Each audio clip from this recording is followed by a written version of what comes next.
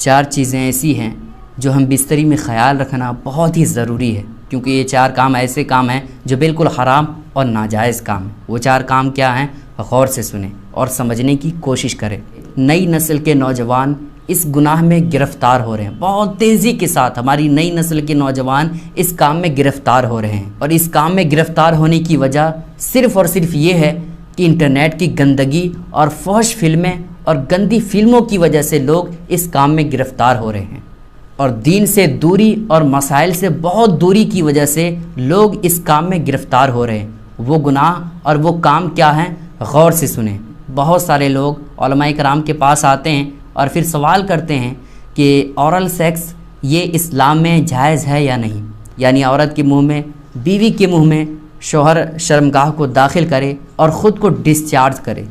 یہ ایک ایسا عمل ہے جو نہایت ہی غلیظ قسم کا عمل ہے، نہایت ہی خبیث قسم کا عمل ہے۔ یہ ایک ایسا عمل ہے جس کو انسان سوچنے پر خود بخود گھن آنے لگتا ہے۔ یہ ایسا عمل ہے، یہ عمل نئی نسل کے نوجوانوں میں بہت تیزی کے ساتھ سرایت کر رہی ہے، بہت تیزی کے ساتھ پھیل رہی ہے، اور پھیلنے کی وجہ یہی ہے کہ وہ دین سے بہت دور ہیں، مسائل سے بہت دوری اختیار کر لیے ہیں۔ اسی وجہ سے ہماری نئی نسل کے نوجوان اس گناہ میں گرفتار ہیں۔ آپ خود سوچیں کہ ایک ایسا عمل جو بیوی کے منہ میں شرمگاہ کو داخل کیا جائے، پھر اس کے بعد خود کو ڈسچارج کر لیا جائے۔ آپ خود سوچیں کہ تمام جسم میں سب سے اچھی جگہ، سب سے اشرف، سب سے مکرم اور سب سے معزز جگہ کوئی جگہ ہے تو وہ منہ ہے، زبان ہے سب سے معزز جگہ۔ تو اگر سب سے معزز جگہ میں کوئی ایسا کام کرتا ہے تو سوچیں کتنا غلیظ قسم کا کام ہے، کتنا غلیظ قسم کا عمل ہے۔ اور اسی زبان سے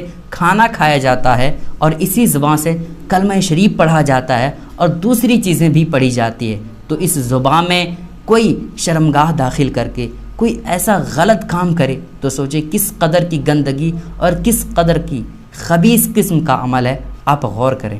نمبر 2، عورت کے پیچھے کے مقام میں ہم بستری کرنا۔ عورت کے پیچھے کے مقام میں ہم بستری کرنا یہ بالکل ناجائز اور حرام ہے۔ شادی کے بعد عورت کے ایک خاص مقام میں شریعت نے حلال قرار دیا ہے، اللہ پاک نے جائز قرار دیا ہے، تو اس جائز جگہ کو، حلال جگہ کو چھوڑ کر ناجائز اور حرام جگہ کو مخصوص کرنا اور اس میں ہم بستری کرنا یہ نہایت ہی غلط کام ہے اور حرام کام ہے۔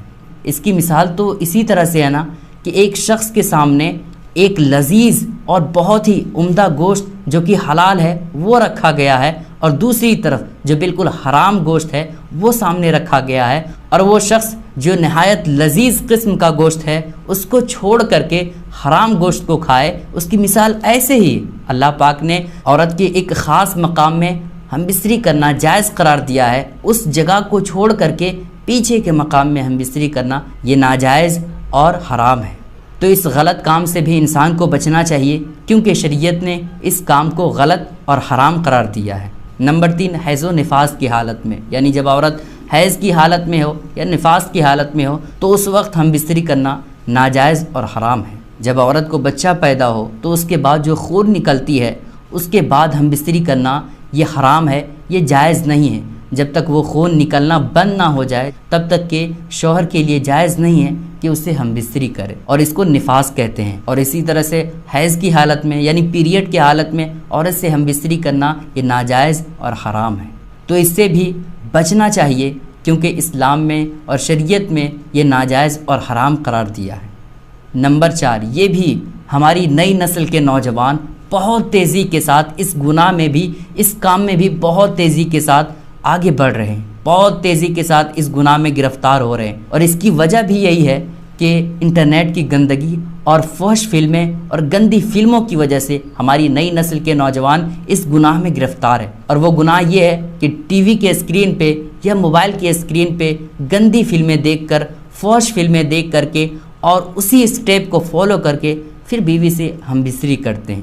یہ بھی ناجائز اور گناہ کا کام ہے۔ موبائل پہ دیکھ کر کے جس اسٹیپ پہ وہ لوگ کرتے ہیں اسی اسٹیپ کو، اسی گندی فلم کو دیکھ کر کے اسی طرح سے ہم بستری کرنا یہ بالکل ناجائز اور حرام ہے۔ آپ سوچیں کہ شادی کے بعد اللہ پاک نے شوہر کے لیے جائز قرار دیا ہے کہ بیوی سے ہم بستری کریں، اور اگر نیک نیت رکھے اس طور پر کہ ہمارا جو بچہ پیدا ہوگا وہ دین کی خدمت کرے گا، یا علم دین حاصل کرے گا، اس طرح کی اگر بندہ نیت کرے تو اس ہم بستری میں اللہ پاک ثواب بھی عطا کرتا ہے۔ تو اس نیک کام میں اور اس ثواب کے کام میں کوئی ایسا کام ہرگز نہ کریں جو گناہ کا کام ہو اور وہ ثواب گناہ میں تبدیل ہو جائے۔